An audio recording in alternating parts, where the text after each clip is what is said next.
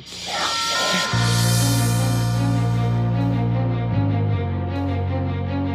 freaking out, man. You can't handle the truth. You can't handle the truth. What do all men power want? More power.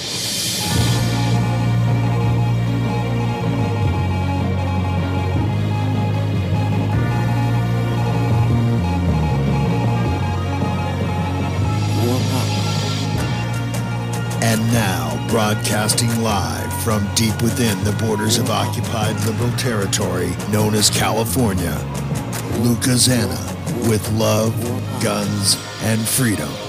All systems go. Don't tread on us.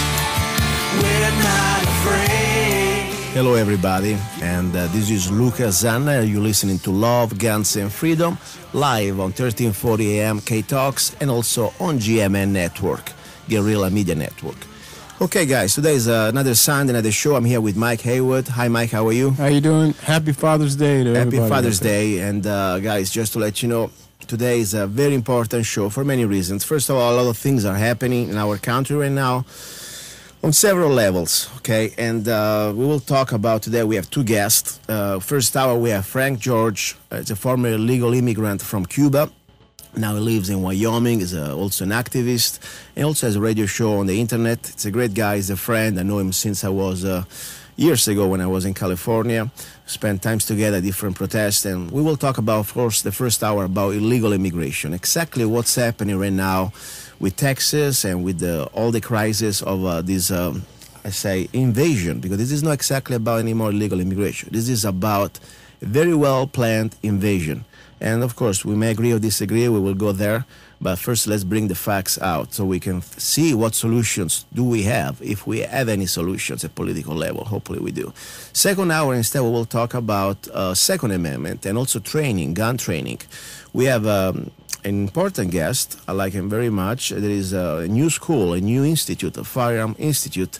Exactly, I think it's in Mojave County, about 30 miles from Kingman. And, 30 minutes from Kingman, maybe more, 45, almost an hour. Anyway, it's called Shots Ranch, and my guest, his name is Cop Reynolds, and he's a firearm instructor, and also is an activist, and also is the general manager, operational manager of this school. So we will talk about that in the second hour. More important, I would like to remind you that at the end of the first hour, I will give a big announcement about the new ideas and also the new development of the show.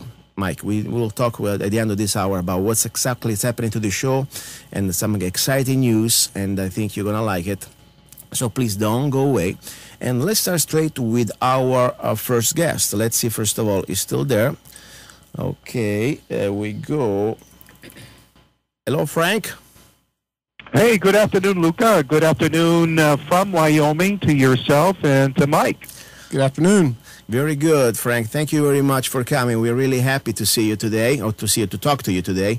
The purpose of this interview is, first of all, to know a little bit more about you, what you've been doing, but more important also about your perspective regarding what's happening right now to this illegal immigration crisis. I call it an invasion crisis, especially the last few weeks regarding this flood of thousands. We're talking about 50,000 or more each month of teenagers, or let's say they call it kids, under the age of 18. They're already pretty much grown-up men in many countries, like the southern country. They're considered men, grown-up people. They have a family. Anyway, pretty much what's happening to our country right now. Because, as you know, I was a former immigrant myself, like yourself. I really have no problems with anybody that wants to come here. But if we follow the same rules that we all follow, because at this point, otherwise, first of all, it would be very, very dangerous precedent to create two classes of citizens, people that has to follow the rules and people that has to jump the fence. But more important, what I'm really concerned today, it is not just about the illegal immigration as a socio-economic factor, but also as a sovereignty factor that we will talk a little more in detail. So let's talk first of all about you. I want people to know a little bit about you. Frank Jorge, former legal immigrant from Cuba. If people want to see your face, you got a beautiful photo. You look like almost some sort of Hawaiian PI, like Magnum PI. Remember Magnum PI? They can go to lovegunsfreedom.com. They can see your beautiful face with your Hawaiian shirt. So tell us about you a little bit, Frank. All right, a little bit about myself. Ladies and gentlemen, I was born Francisco Jorge in Guantanamo, Cuba, 1950. I'm currently 63 years old. Came to the United States in 1957. That was 2 years before Fidel Castro took over the island of Cuba and turned it into the communist hellhole that it is now. Nobody could have thought such a thing was going to happen. I see parallels, Luca, with what happened in Cuba and other countries with what's currently going on in the United States. I do believe we're headed in a similar direction, possibly even worse, because you have to go through a lot of turmoil before they finally get you to where they want you to be at. And we spent a couple of years in Miami, Florida, just about. Went up to New York, New Jersey, went back to Florida, and then the word was out that California was the place to go to for good, reliable employment. That is where we went to. That's where we wound up in just about, the latter part of 1959, 1960. I grew up mostly in Los Angeles, California. And finally, at age 63, age 60, I retired. I really never liked California that much. I did get to see the illegal alien invasion of the United States as I was growing up. And that was just one of a number of clues that United States government had gone wrong and was working against the security and the well-being of the American people. Just one of a number. And finally, at age 60, my wife and I decided we wanted to move out of California. The town that we had lived in became flooded with illegal aliens. It was not safe, not a good place to be. What was the town? Excuse me, Frank, what is the name of the town you were living? I was living in Rosamond, California, and it became crowded with illegal aliens and Section 8 people that the government had put in there. And being folks that are of modest income, we decided we would go some other place. California was unaffordable. Luke, I think you're familiar with that. Yes. By the way, we met there. You remember, we crossed each other's path. That's why I also I have good memories about when I even, of course, was not exactly happy times. We were, trying to do our best, whatever we could, to at least to try to stop this disaster called illegal immigration in California. We did a few rallies together. I remember we went down at Baldwin Park. There was a great memory. Of course, wasn't exactly something really fun to do, but do you remember about Baldwin Park, part 2? Do you remember that? Oh, absolutely, absolutely. It was hairy. It was scary. It was the brave American people, folks like yourself. I think you had gotten your citizenship just a short time before. Am I correct? Yes, I was pretty much. I think it was about maybe a few weeks before. I would like to remind the listeners that sometimes, we live in part of Arizona, like the Northwest, like here, that, of course, we have illegal immigration crisis, but it's not as bad as could be, for example, in California. California is going to be the model. And let me tell you something, as I said before at the beginning, you can hear my accent. You can, of course, Frankie has no accent. He is more educated than I am. I think, how old you were when you came to the country, Frank?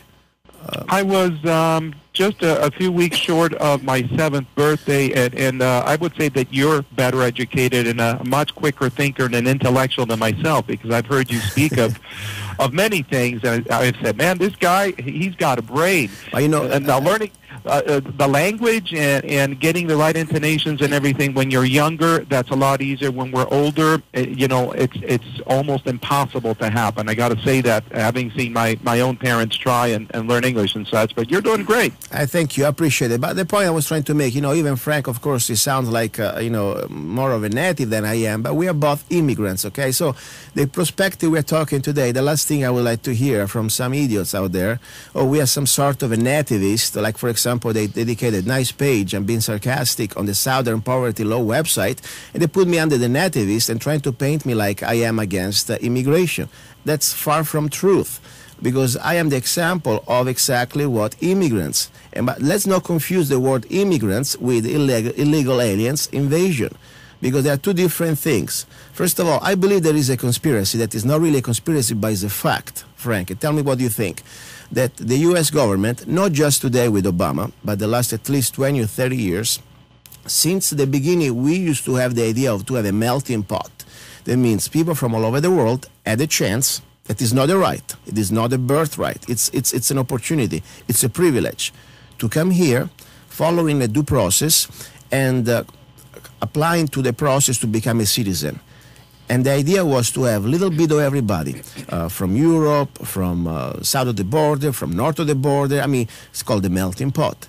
The last 20, 30 years, I see that the trend, especially because I have a lot of friends that are coming from Europe, it's very hard, or at least it's much harder for people coming from Western countries like Europe than from people coming from third world countries like especially south of the border. And I'm not trying to put people down because I understand they have a very tough socioeconomic situation south of the border. But almost by design, the elite, whoever is behind all these sort of open borders, they don't want immigrants. They don't want individuals. They don't want people ready to think and to become part of what used to be our republic.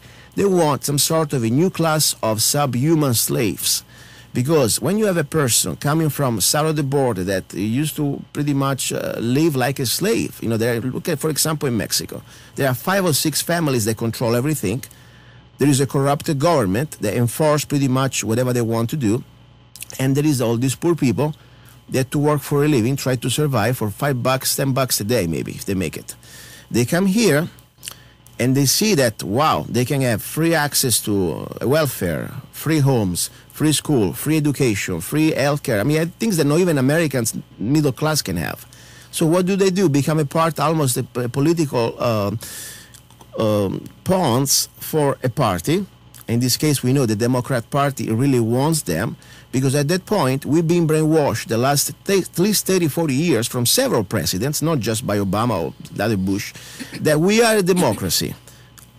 This is the biggest lie we ever heard, but unfortunately, they're convincing the masses. And when we have a democracy, it means that 51% of whoever is able to vote, and we know that nowadays you can vote even without an ID, because supposedly it's racist, being sarcastic here, they can vote us out of our everything we used to have. So this is pretty much my experience. What do you think about this, Frank? Well, as usual, I'm in agreement with you. I don't think I have found an area in our talks that we have had over the years, if you want to call it that, where you and I disagree. There might be something there, but you are 100% correct. This has been going on. We're talking about the illegal alien invasion of the United States for the last 20 or 30 years with the blessings of the elites. I think, Luca, a lot of us who live in the United States have come to see our government as not being representative of the people. We're supposed to have a constitutional republic, a representative form of government, and it's quite obvious that that's not what it is. There is an elite that pulls the strings on everything, and one of their desires is indeed to flood the United States with third worlders. I do believe that there are many, many different entities at work here, not all of them in agreement. You have, for example, the National Council of La Raza, of which some of their members, if I can remember, Cecilia Munoz, for example, is an immigration policy advisor to Barack Obama. And you know from being educated in the issue of illegal immigration that the National Council of La Raza is a brown supremacy group. It has Marxist leanings, as does Barack Obama and Eric Holder and Jay Johnson.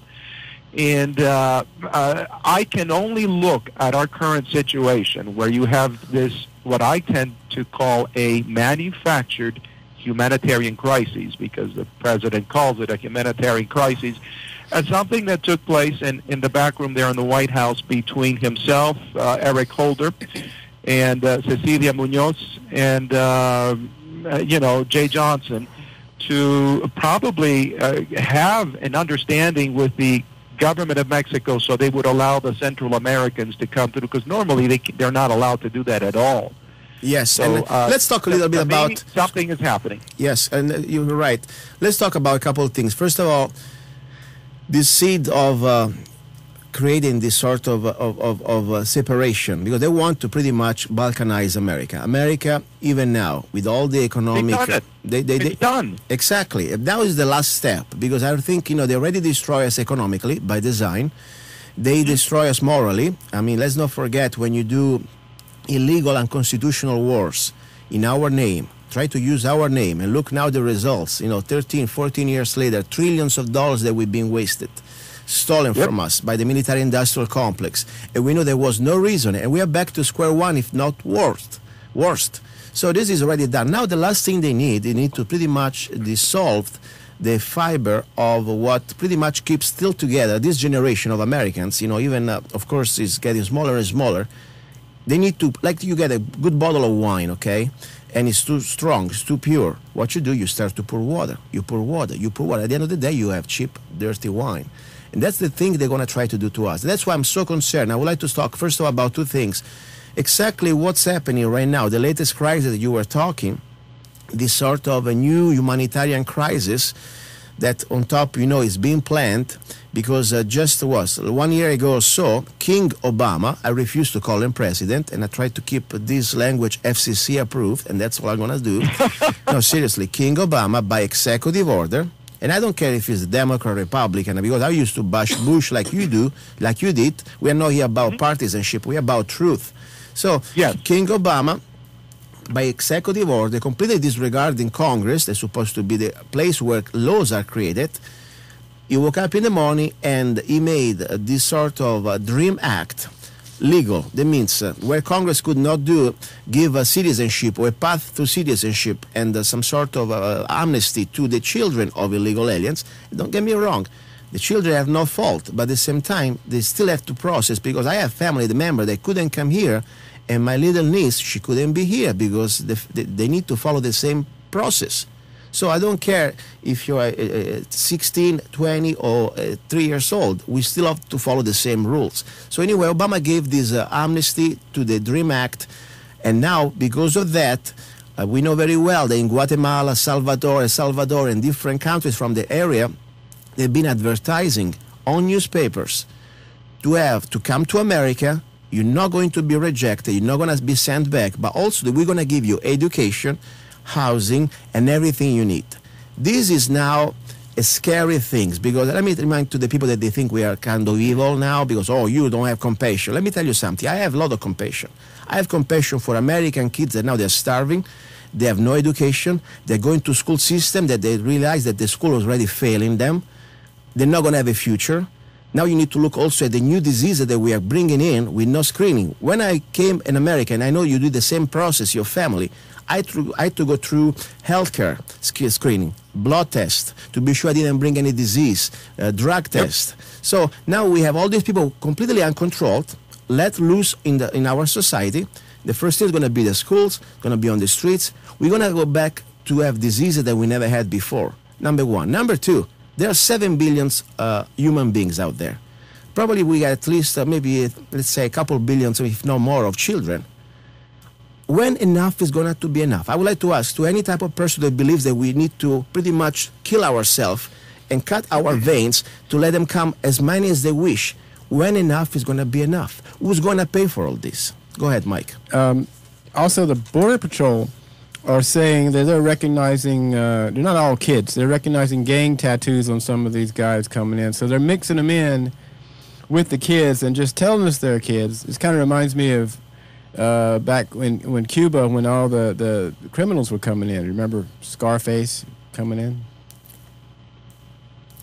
Yeah, I remember that. I actually met some of those people. There were actually teams sent out by the CIA here domestically, and the CIA doesn't admit to doing domestic work here, but part of it was getting rid of some of the hardcore criminals that came from Cuba. That was going on, and you're right, Mike. This is very reminiscent of that. I'm glad you brought up the point about the gang members coming in from south of the border, because that's happening. And Luca, you're right on with the diseases. So Barack Obama has, at his desire, loosened a plague upon the people of the United States and dressed it up as a humanitarian crisis. And yet again, Barack Obama only has, in my opinion, a certain amount of leeway because he's nothing but a meat puppet. If he steps outside the bounds of what has been said for him, they'll take him out like they did John Fitzgerald Kennedy. I don't think that Oswald was the only one involved in that issue. I really think he was a patsy. This has been the game of hardball against the American people has been going on for decades. Maybe Barack Obama he does indeed have his own opinions since he's from a black supremacy group of sorts, and he has plans, and maybe he will get away from his controllers and turn the tables on them. God only knows what's going to happen in America, but it's all negative at this point in time, gentlemen. Exactly. As we say always, Obama is just probably a closer. It's just another of the puppets of the elite. And unfortunately, this stuff started with Bush. I don't want to that our Republicans listeners, our Republican listeners, they forget about that. I mean, Mr. George W. Bush, he was the first tried to push this sort of amnesty, and on top, this sort of North America Union. So it is nothing new. Now, unfortunately, because Obama also stepped up to a new level of tyranny, and he can get away because supposedly he's semi-black and supposedly he's a Democrat, so people think all going to be love and peace. But this is not the truth. And it's sad, if I was a blue-collar worker, okay, let's say a guy working in the industry of factories or whatever, with my labors, with my hands, and I already see that my wages the last 20, 30 years went down to a level of poverty. I mean, people used to work in construction in the 80s. I have friends that used to make $20 an hour, if not more, okay? In meat-packed factories in the 80s, they used to make $25 an hour some places. Now you're barely making it by minimum wage, okay? And this is not about politics. This is just about law of economics, okay? We already are in a recession. I call it almost depression. We already have very tough times with our own American workers. And then you want to put a flood of an extra, I don't know, many millions of these illegal aliens, like now with the magic touch of a little bit of ink and a government blessing, they become legals and they can work. What do you think is going to happen to your wages? You're going to compete with an extra 20 millions of people. You're going to be completely destroyed economically. So I say to all the listeners that they believe in this sort of mantra from the Democrat Party to have this sort of amnesty or a few more millions over here. They start with kids. Then remember something. First of all, these children, as you want to call them, or teenagers, they're almost men. They are ready to go to work. When you're 16, you can work already. I got news for you. They can get, once they are here legally, it's called a migratory chain visa, okay, family visa. They can call their fathers and mothers and all their family relatives here. So let's say you got 1 million of these teenagers. They can bring here an extra 3 or 4 millions of their family members here. That's right. Okay, so dear American, that you think that this is the right thing to do, if you're working for a living, if you're not one of these multi-billionaires that they look at us from some sort of a skyscraper penthouse or from the helicopter, we are really in a desperate situation. This is not about being mean. This is not about being racist. This is about being, first of all, understanding that as a country, as a sovereign country, we must have borders. And I think that that's shame on the south, all the governments from south of the border, that they are using these poor humans as pawns because they're supposed to take care of them. Look at, they're leaving a third world nation, a current third world nation, but they're going to, not realizing they're going to turn us into a third world nation. So exactly, Frank. It's not going to get any better. Exactly. Don't you think, Frank? I mean, this is their plan. I think their plan at the end is destroy, order out of chaos, to create, first of all, completely chaos, and then push the reset button. Economically, they already brought us here. Politically, they brought us here.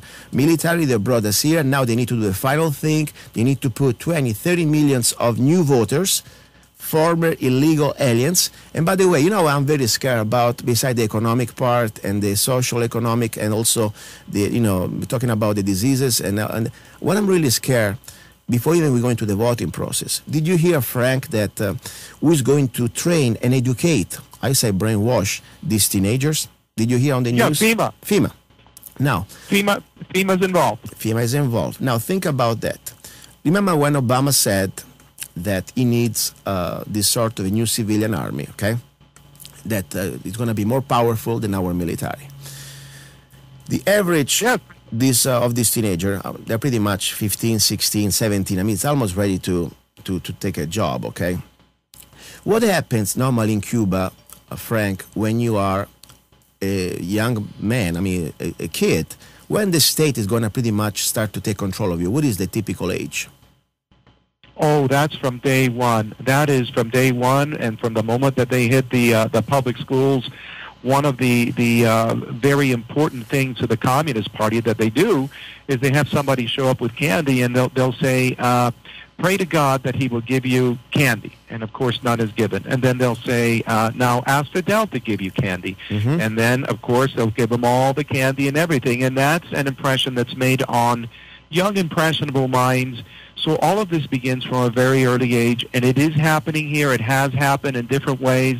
It is an ongoing process. Mike and Luke, I think we have about 12 months left, about a year's left before some horrible thing is brought up, another manufactured crisis of some kind, and that will be the end of the United States as we know it. We will have martial law. All our rights will be taken from us. I really think that within 12 months' time we'll see something like that. And I say that because Obama, in opening up the borders and bringing in these kids as he has, and I think a very simple investigation on the part of Congress, who I do not trust because I think they are a criminal organization unto their own, would reveal that Obama has worked out details with the Mexican government and the Central American government to bring this into being. Very simple, but they won't do it. I don't see anybody standing up except Jeff Sessions of Alabama, God bless him. Lou Gohmert has said a few things. Ted Cruz has said a little something, but there's not enough out there with passion to address this problem that has been brought to the doorstep of the American people. Obama is the closing act of whatever has been planned for us. He will close the United States. I agree. This is almost like a poker game. Now we're at the final stage. And let me explain something to the listener. This is something, we talk about this today. I'm on the air here. It's Sunday. This is not an entertainment show. We're not here to entertain. You can find better things. There is no more time to entertain because we're talking about things that, unfortunately, we wish were just a bunch of conspiracy theories. They are happening in front of our eyes.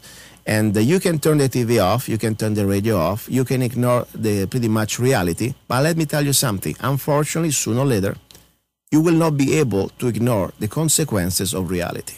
It's going to happen. So we need to find also solutions. First thing, there is no way you can find a solution until you admit that there is a problem. And that's why we need to talk about these problems. Now, Amen.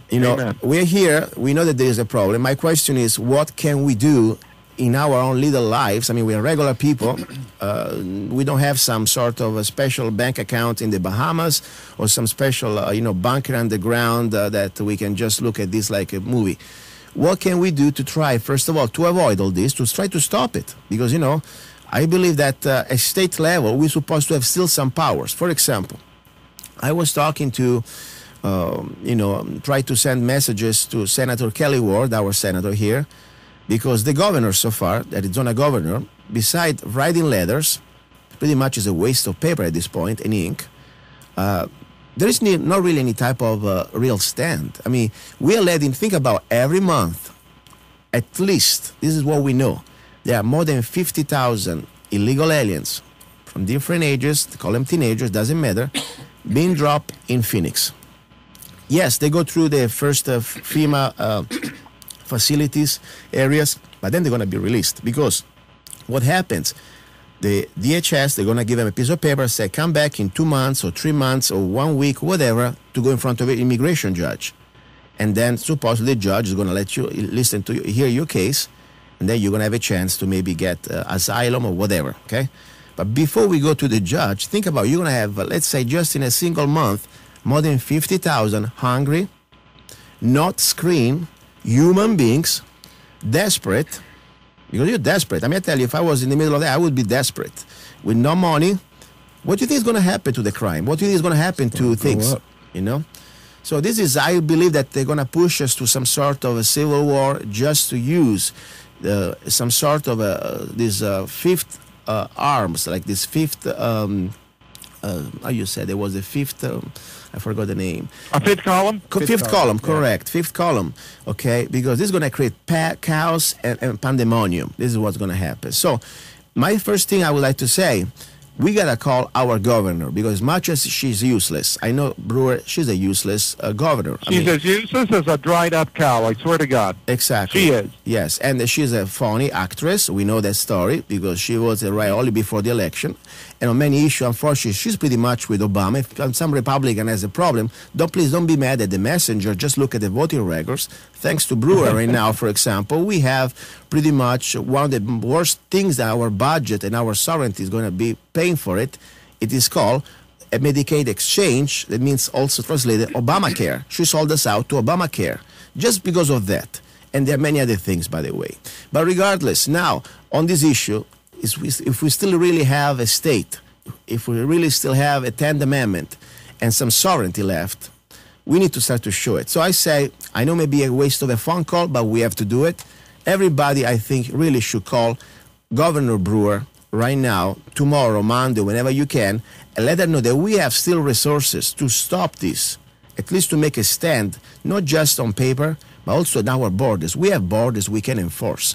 If I see that our borders is flooded with, let's say today, 1,000 people have no documents, I have the right to stop, at least to start to do something.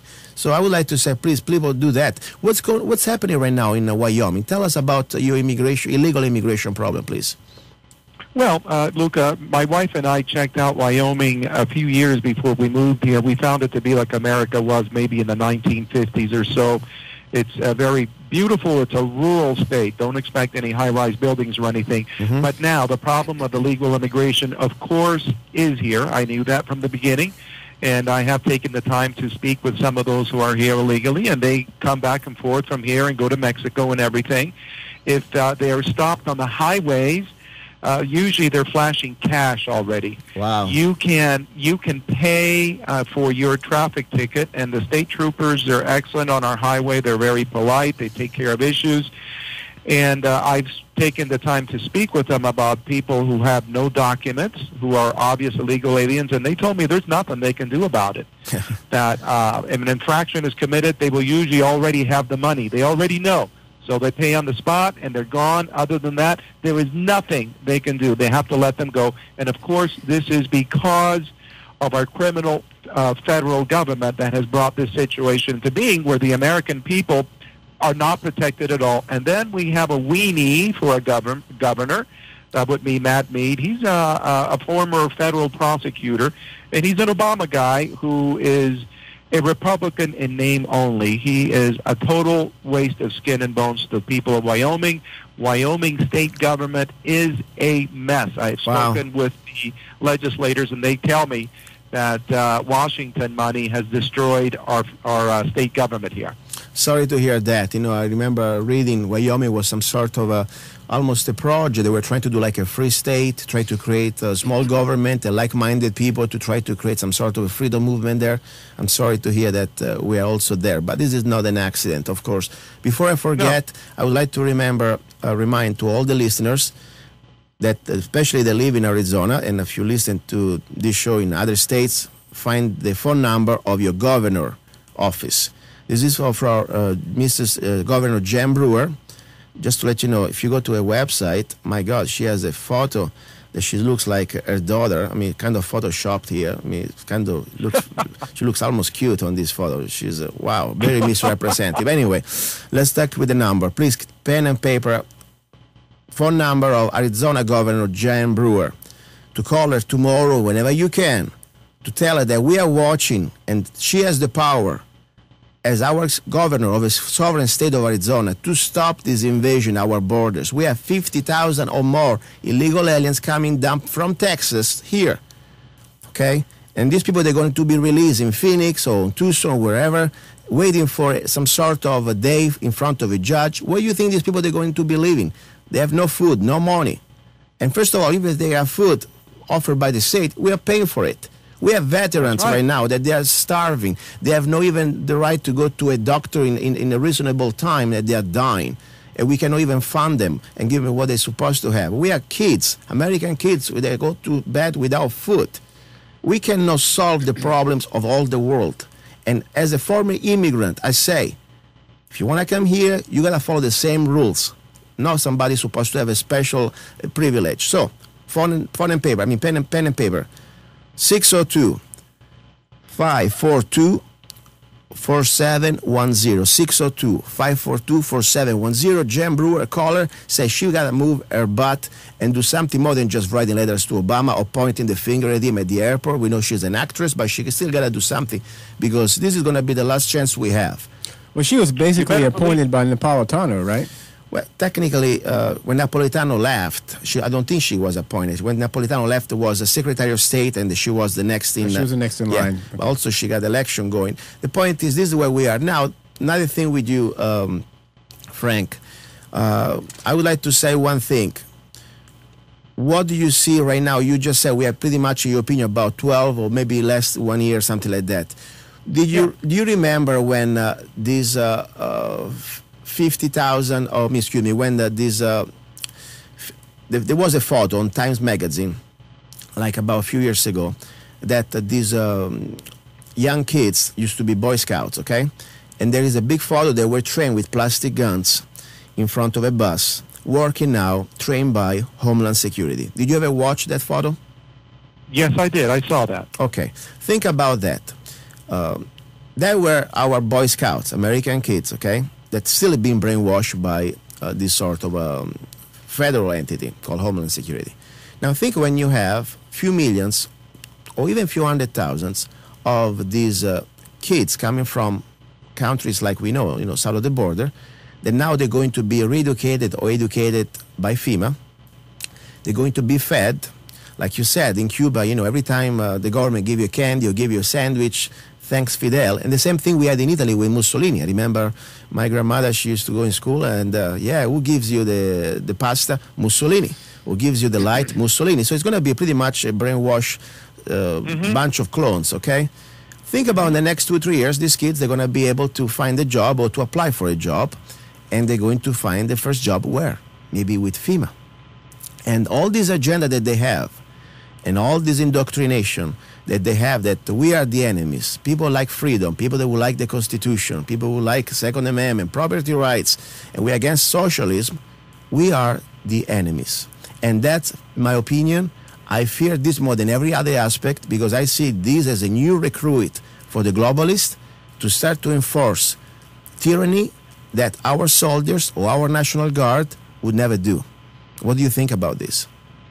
I am very much in agreement, and I have felt from the moment that I heard that he was letting these people in here that these were his foot soldiers, either to bring America down without firing a shot by allowing them to vote fraudulently, because as you well know, photo ID is something that they have fought against, and that's only to make fraudulent vote possible, in my opinion. I cannot come to any other conclusion.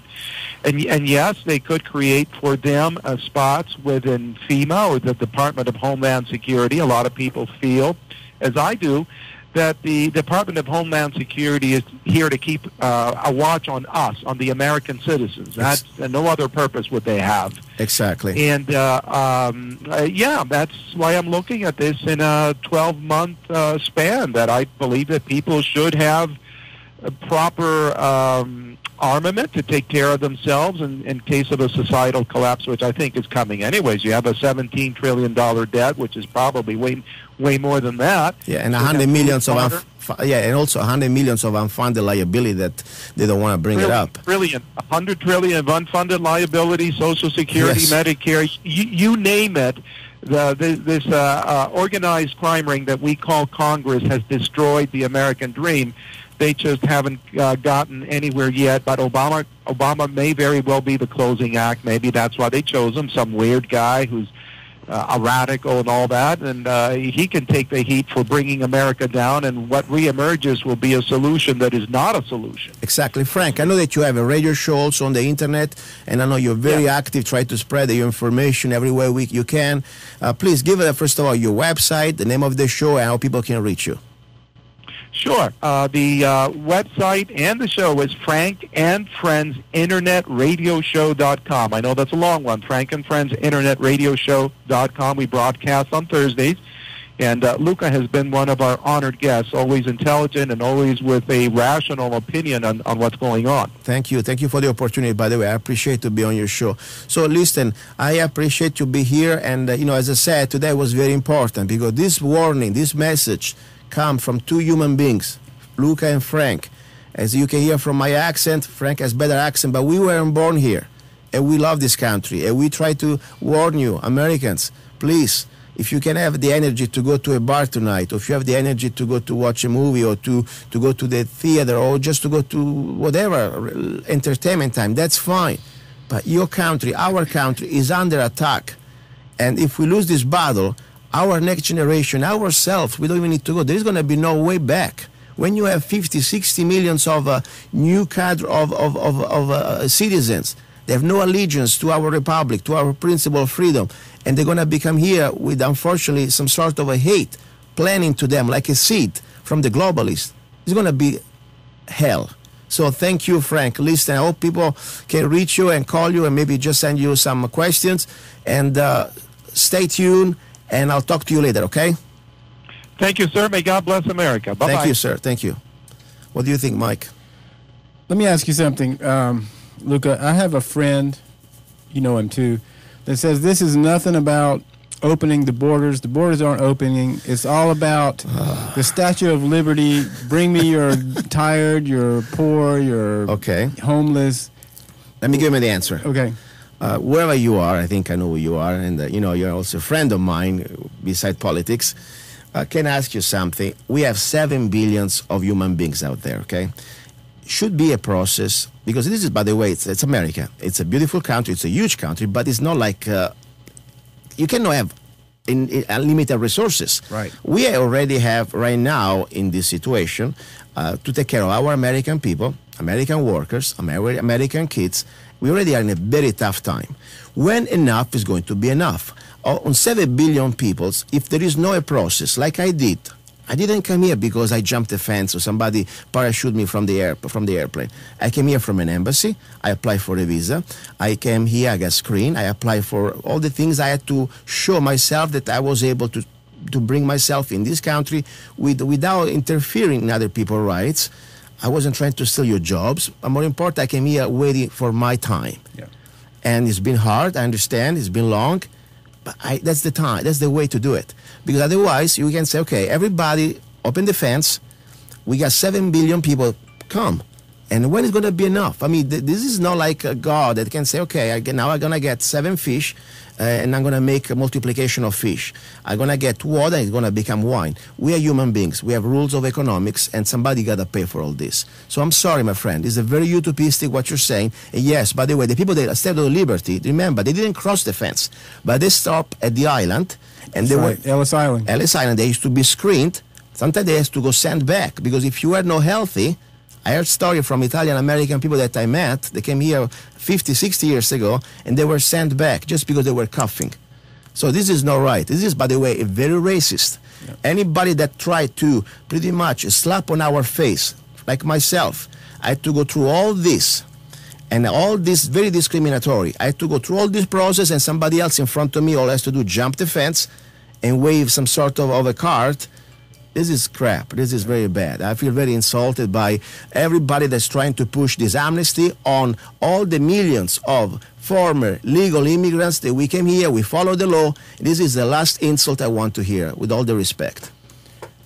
Okay, next. Now, news about the what's happening next Sunday. First of all, I would like to say one thing.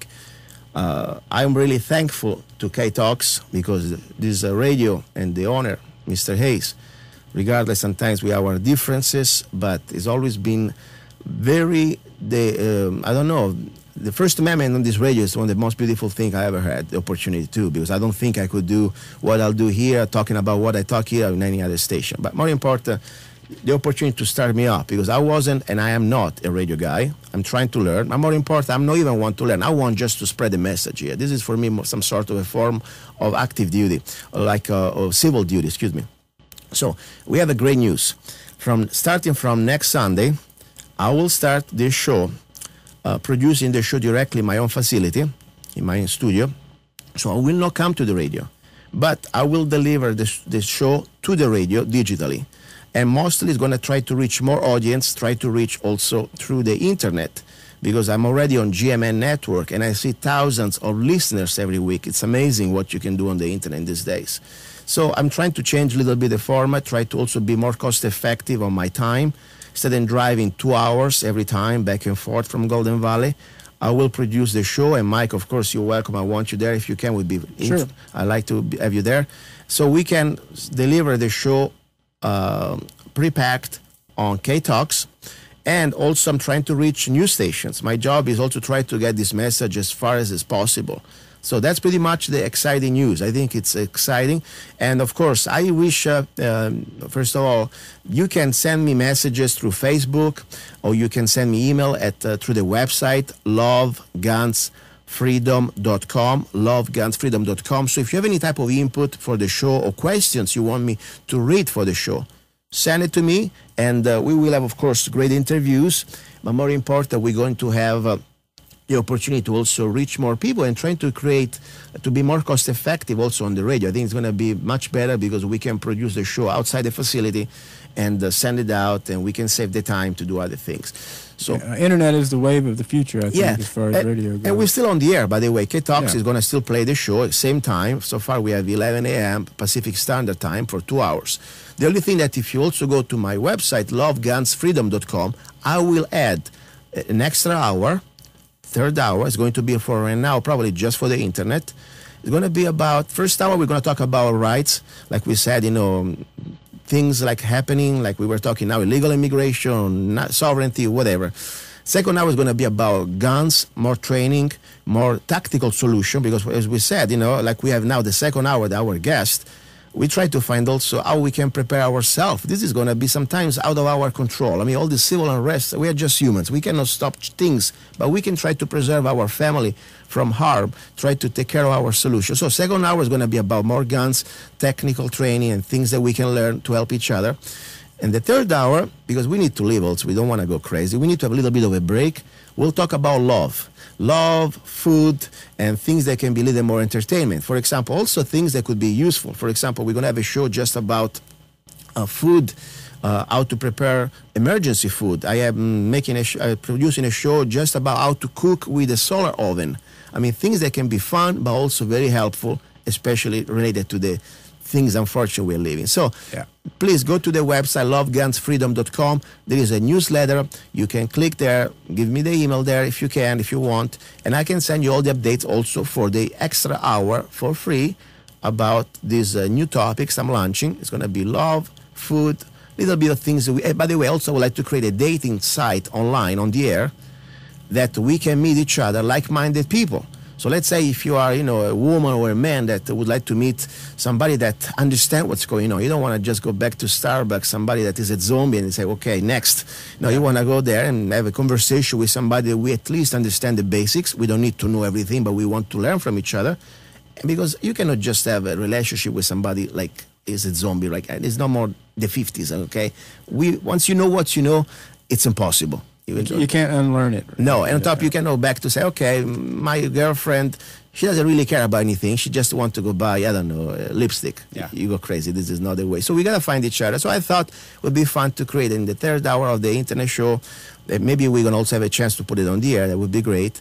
Some sort of a more relaxing and fun thing to have just a little bit of love, okay? So you got it all covered. Love, guns, and freedom. Exactly. So I think it would be a great thing. Mike, let's go with the sponsor. We have a great sponsor supporting us. Please, go ahead. Yes, we talk about them every week. Colorado River Vapor in Fort Mojave and at 4400 Highway 95 and Bullhead City, 1931 Highway 95. So they're on the same street.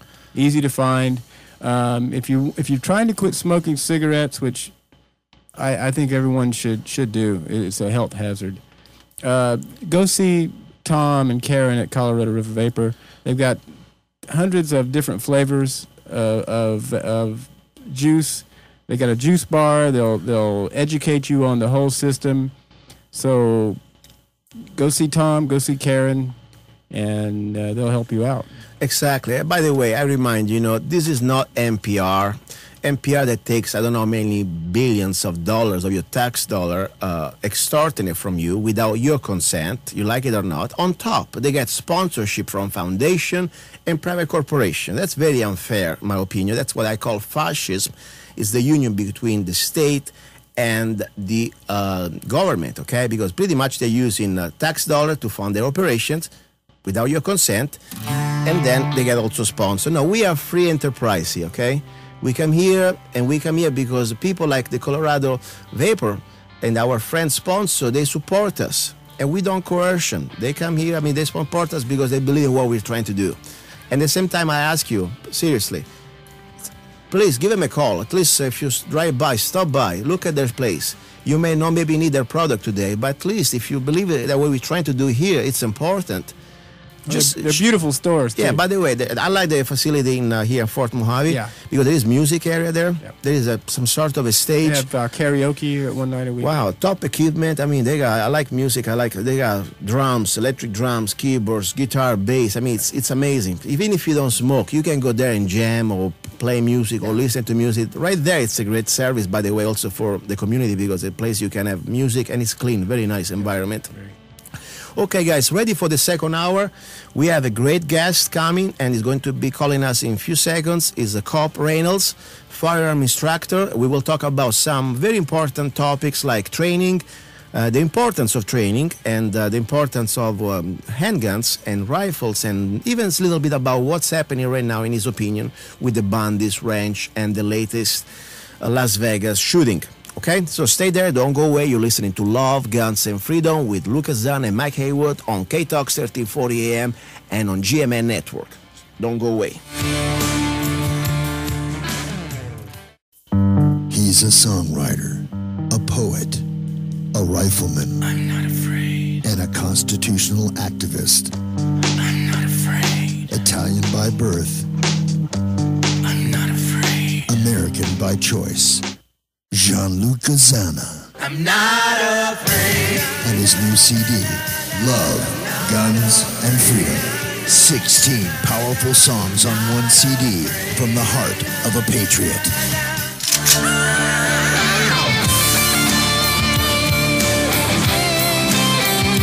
For download or to order the CD, go to www.lovegunsfreedom.com. That's www.lovegunsfreedom.com. Lyrics for your mind, music for your heart. Gianluca Zanna's new CD, Love, Guns, and Freedom.